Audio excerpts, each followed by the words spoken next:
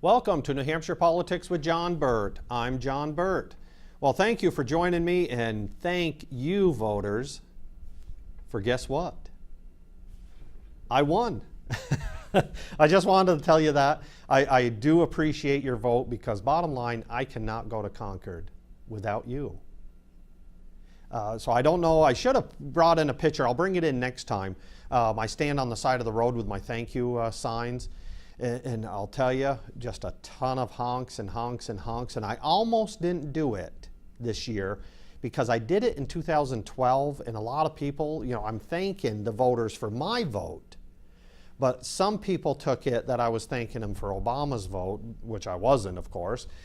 So, a few Republicans were, flipping me off and screaming, and they weren't too happy. So I said, you know what, if Hillary wins, which it looked like, boy, did they mess up on that or what? All they kept saying, the left media, Hillary's going to win, Hillary's going to win. All the polls, she's going to win by a couple percent, and if not more.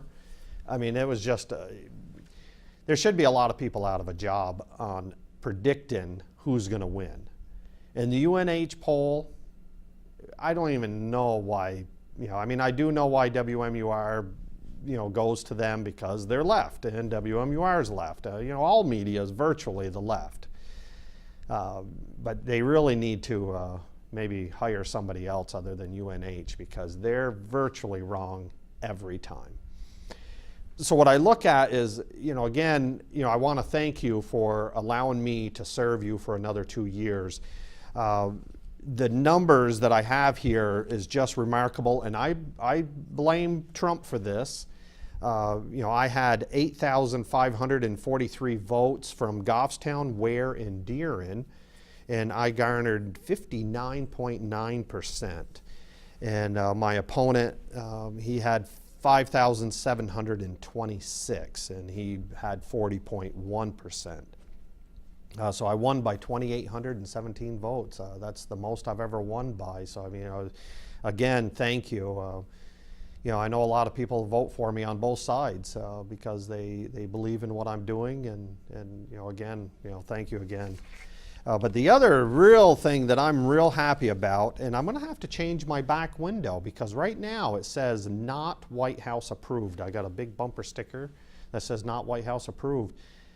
I don't know when to change it because President-elect Trump is only President-elect Trump. He doesn't take office until January 21st. So I'm almost thinking I'll wait until January 21st and then I'll go up and cross out the not. And, and again, thank you for allowing Trump to be down there. 289 Electoral College votes that he ended up when Clinton was 232. It was pretty remarkable. About 11:15, I was heading to bed because I was up 4:30 that morning on Tuesday, the election day. What was it, November 8th? I was beat. I went to my wife and I said, honey, I'm not staying up. And they're talking then that they weren't sure. 10 o'clock, Megyn Kelly and all the left media, they were going, oh, Hillary, it looks like she's going to do it. Yay! They're all supporting her. About 10 o'clock, 10:30, somewhere in there, they started changing their tone a little, saying, oh, it's too close to call. Oh, this one's too close to call. Trump only lost by just barely 1,500 votes in New Hampshire. But a lot of the other states, he was starting to pick up. So the news media started changing their tune. So I go to bed at 11:15. I told my wife, I said, look, I'm just not going to do this. I'm not going to torment myself. So I go to bed. Pass right out because I'm tired. 3 a.m. I wake up and I reach over and I'm kind of, I sensed that I was by myself. So I reached over and my wife's gone. I'm going, where is she?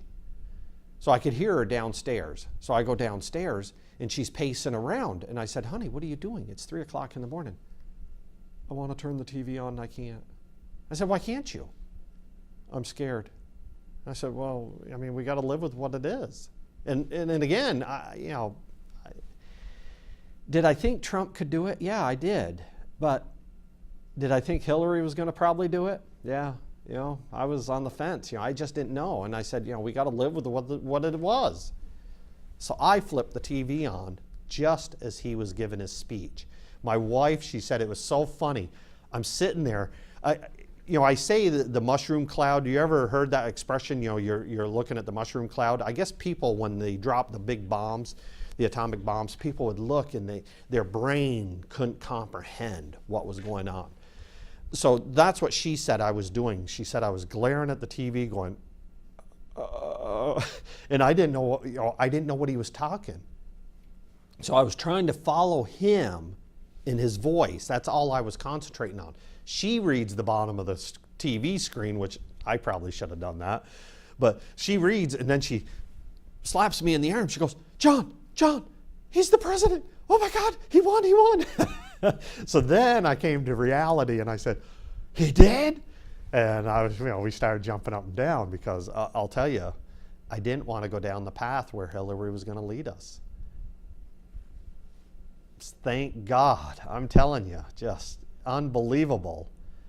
In my eyes, the Supreme Court is saved because Hillary said she was going to appoint not pro-Second Amendment justices to interpret it different. Now, was Hillary going to come to Goffstown, as I said in the past, and take my gun? No, she wasn't. She probably couldn't. The Supreme Court probably can't, change that. But could she charge me $24 for a bullet?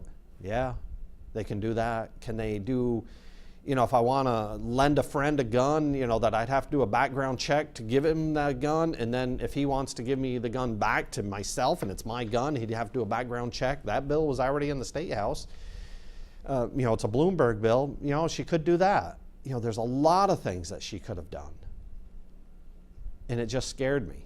I don't want my grandchildren to go down this path. Now, Trump says he supports single-payer health care. I'm not happy about that. But he does say he's going to repeal Obamacare and fix it because it is a disaster. I understand everybody's rates are going to go up minimum 25%. Some say on the outside of 70 to 75%. But minimum, Obama's saying 25%. So I'm just looking at it. It's just huge. So I hope Trump does what he says he's going to do. And if he gives me half of what it said, he's going to do, I'm going to be happy. Now, in the Electoral College, I did want to talk a little bit about that. There's this movement to do away with it. And everybody says because Hillary Clinton got 47.8% of the vote, and Trump only got 47.2%. There was 798,000 votes between the two. Hillary did get the popular vote. But what the Electoral College, why our founding fathers did it, and it's set in the Constitution, so they can't change it there. But I understand that there's other ways that they can move it around to go to more of a popular vote. And I don't want that because New Hampshire is as important as California with, how many people do they have, or New York City. Our votes count. Now, if we go by popular vote, and this is what the founding fathers looked at, if we go by popular vote, these huge cities, they can control who our president is. Not everybody. Right now, the system is, and it's a good system, and we must stay this way, is our Electoral College votes, it gives every state, even Vermont, small New Hampshire, these really tiny states, the same power, virtually the same power as the big states with all their population by doing it with the Electoral College. I don't know how our founding fathers, I would love to YouTube that. I'm going to see what the video is. How did they come up with this to know that New Hampshire would be as powerful as California 250 years from now, from when they wrote this? It's pretty remarkable. Now, the other thing I really want to talk about is, and I got a couple pictures that I'm going to bring up. And the first one is picture 1. I'm looking at this poor lady, and she's a Hillary supporter. Why? Why is she acting like this? you know, if Trump lost, would I have a sad sack face? I'd be like, oh.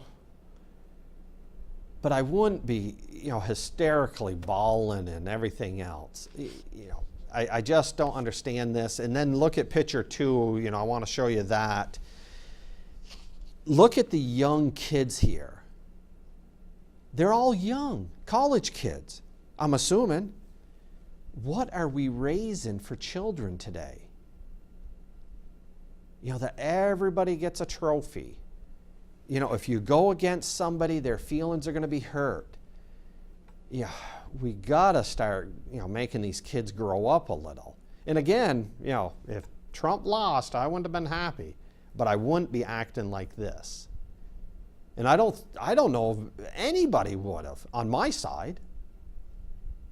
You know, if there was any tears, it would have been done in private, not out in public like this. And I just look at these people and say, you know, I'm sorry your feelings are hurt, but it's reality. You know, the people spoke, and these are the people that want to do away with the Electoral College. Again, we can't. They don't understand yet what the Electoral College is. And you know what really upsets me too is some of these young kids, some of them are in high school, that are acting like this. Now, when I went to high school, you know, Ford, he lost, Carter won. At that age, I really didn't understand, and I don't think many of my friends understood the concept of what just happened. So we weren't out there all traumatized, and I heard some colleges, you know, they're shutting them down and giving the kids the day off, bringing in grief counselors. And I'm like, really? Boy, things have changed from when I was a kid. But, you know, my good friend Hal Miller, he did say that. He said, when I start getting older, things are not going to look the way they should. and you know, I'm wondering, I think he is right. You know, like I said, I'm 56, and I'm wondering what's going to happen when I turn 80. You know, what is the world really going to look like compared to what I am? And the other thing that I'm really disturbed about, in that it's, you know, not that it's allowed, I don't want to say that word. You have the right. And I want to bring up, which one is it? Yeah, picture 3. Look at this. You know, not my president. You know, the pictures and everything else, you know, love like a human, not like a machine. I mean, the guy's just barely elected. Donald Trump. I mean, give him some time. When Obama was elected, you know, I wasn't happy, and I knew we weren't going to go down the right path, but I gave him a little time before I started really complaining. You know, when he got Obamacare in, then I was complaining, saying, whoa, no, we don't need this, we don't need this. You know, some other stuff that he did, you know, that's when you start complaining. But right from get-go, most of these, I'm sure they're paid to be there, because that's what these protesters are today. You know, a lot of them paid. They go city to city to city. I should have went to the one in Manchester a couple weeks ago, I think it was. You know, I'm sure half the people weren't even from here. You know, they just bus them in. You know, and again, I think we should be able to protest, because I've been to a lot of protests, but you know, give the guy a chance. And then to shut roads down, to do damage, no, we got to stop that. And then I'd like to, you know, sadly bring up picture 4. You know, is this what we're going to go to? You know, this isn't America, people. You know, this behavior. You know, if they're so upset, then move. That's what I say. Oh, just popped in my head. Are the movie stars moved yet? Remember all those movie stars and some other celebrities? They're saying, oh, if Trump's elected, we're out of here. And I'm thinking, great. Sounds good to me. I'm happy if you leave. I don't know of any, and I did offer some. I think it was, who was it? Ginsburg. I offered her. So if anybody knows her, please send my offer. I got a little 12x6 box trailer. I don't know how much junk she has, but I'm willing to go pick up her junk and drive it to another country, Canada, Mexico, whichever one she wants. You know, if she could help me out on gas, I would appreciate it. You know, I really couldn't do it for free, but, you know, I'm willing to help her because she said she's moving. So, but you look at this behavior, stepping on the American flag, you know, allegedly he has the right. You know, I'd like to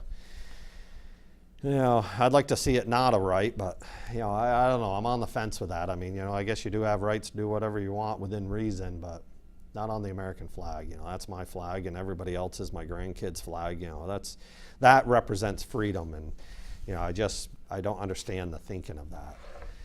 But then to move on to local stuff, I'd like to talk a little bit about picture 5, which I'm going to be bringing up.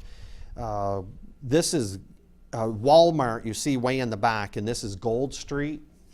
And I'm trying to think what the date is. I think it was, I have it written down somewheres. Yeah, maybe I don't. I thought I did, but anyways, a couple weeks ago, or a week as this airs, the aldermen in Manchester are going to raise that gate so we can use Gold Street again, because that's how I go to Home Depot and to Lowe's, and that way I do presidential. So Gold Street residents, they cried and cried and cried enough. So a few of the aldermen, or most of them, got together and says, oh, we'll just put a gate up, and charged Walmart for this. But then they moved it from where the gate is, and I think, yes, from where the gate is in this picture, they move it up to the next street that goes to all those apartments at a cost of $25,000 to the taxpayers. So then what ended up happening is now they went to one way on presidential. The problem with that is the businesses down there were saying, whoa, whoa, you can't do that. It's going to shut us down. So from what I understand is now they're going to open up all the streets again and do engineer studies, which why didn't they do that originally? And I'm guessing all those people that live on Gold Street, you know, I'm sorry you live there. I really am. But bottom line, you moved there. It's like, I think I'm going to move to next to the airport and go, those airplanes are pretty loud. Could you stop that? You know, isn't that the same scenario? You know, you move somewheres. If you move next to, I will not buy on Mass Road. I don't want to hear the traffic all the time. I live down in Litchfield Park, and I moved there for a reason. You know, do I hear an occasional airplane? But they're way up. In the house, I don't. But outside, occasionally, you know, a couple times a month, I hear one. But I knew that when I moved there. And I know that they could change the routes of those airplanes, and I'll fly over my house. That I know, but I don't hear it in the house. So at that point, I said, you know what, this is where I want to live. I kind of like this area. I just don't understand why people do this. You know, they move there and then they complain, and then they basically flip off presidential. Those poor people, you know, Gold Street says, you know, cried loud enough, said, oh, you know, throw all the traffic over on presidential and all the other side streets. Well, then presidential started crabbing and saying, hey, you know, don't put it all over here. So that's when they went to the one way. But so from what I'm understanding is they are going to fix this problem by lifting the gates up and then doing an engineer study and seeing what what the issue is. You know, what I'm almost thinking is maybe make one way down presidential and one way up Gold Street, or vice versa. You know, that would be a compromise for everybody. So they're going to share the traffic, but, you know, it's a compromise. But, you know, sadly, the government's going to be involved, and that's where we start getting into trouble. The government always thinks they can fix something, and they make it worse. For example, look at our roundabouts. Traffic is backed up. On election night, I had to go to Ware, and I was going to stop in Goffstown just to say hi to, you know, at the high school to say hi to the voters, and, you know, for a half hour. Just as I came around the corner where the big power lines are, right after the Irvin station, this, you know, on the Pinardville side of the Shell station, traffic was dead stop. And I'm thinking, oh my God. So I turned around and I went over on Elm Street and then went to Ware that way. I'm thinking, it's those roundabouts. Who was the gentleman that went and defended me against Scott Gross when he was crabbing about John Burt? Ray Gonit, I think his name is. you know, as he says, the idiot circle. The government, you know, Scott Gross and his friends down there, they go, hey, we can fix this with a tiny little roundabout. And it just made it worse. You know, I know a few people on Wallace, they love it because they can have access, but there had to have been another way that we could have routed that somewheres. I just, you know, the roundabout just isn't the way. And from what I read about them, they're not very business friendly. Now, the last picture I have, I'd like to show you, let me see what mountain that is. It's, Mount Lafayette. And that must be up on the presidential range. I think it is. Back on Sunday the 14th, that's where the date I was just looking for. So that's when the Manchester aldermen, they were talking about it, was Sunday the 14th, or I think it was Monday the 15th is when I saw the article. But Sunday the 14th, these I think there were four hikers, 4 women, they planned to hike up Mount Lafayette. And they get up there, and one of the girls, they didn't go prepared at all. And they're from Massachusetts, I think I said that. About 4 p.m., or just before 4 p.m., one of them slips, hurts her arm, and they realized, you know what, we got a 4-mile hike to get out of here, and it's 4 o'clock. We're not getting out of here tonight. So they used their cell phones, and all they had was one little flashlight in their cell phone. I guess you can put a flashlight on your cell phone.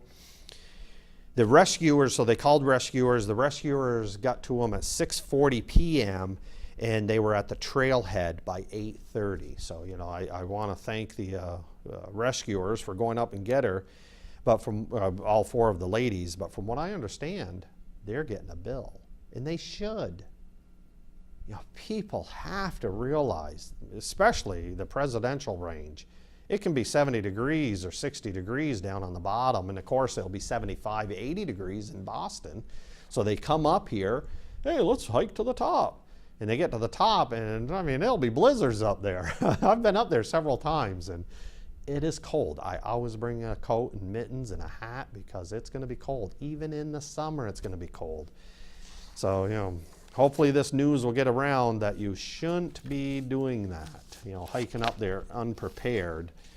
But, you know, a lot of people do, especially this time of year. I think the most, I'm just guessing this, would be in the spring, you know, because you get the first 60-degree weather, you know, and everybody thinks it's 80. Wow, boy, this feels great. And then they do their hikes. And I think that's where a lot of people get in trouble. But again, I want to thank you guys. You know, again, I cannot be up to the State House without you. So we're going to have another 2 years. And the governor, thank you for giving me Governor Sununu. It's going to work out very well. You know, we're going to put in constitutional carry again, a few other bills that I'm hoping to get passed. You know, I know we're going to try to work on the election laws and go to 10-day or 30-day registration where you have to live here. And that'll stop the mass people from coming up. So I think everything's going to work out good for us, especially down in D.C. What did Trump say? He's going to drain the swamp. I'd love to see the big plunger, or, you know, the plug there. You're going to pull it right out, and out it goes. So let's hope, you know, they can get along down there. And we barely kept the control of the Senate. Barely. We needed 51 senators, and we got 51. So I hope none of them get sick. So things are going to go good. All right, I'm going to take off. I got a meeting to head to. And until next week, I'll talk to you later. Bye now.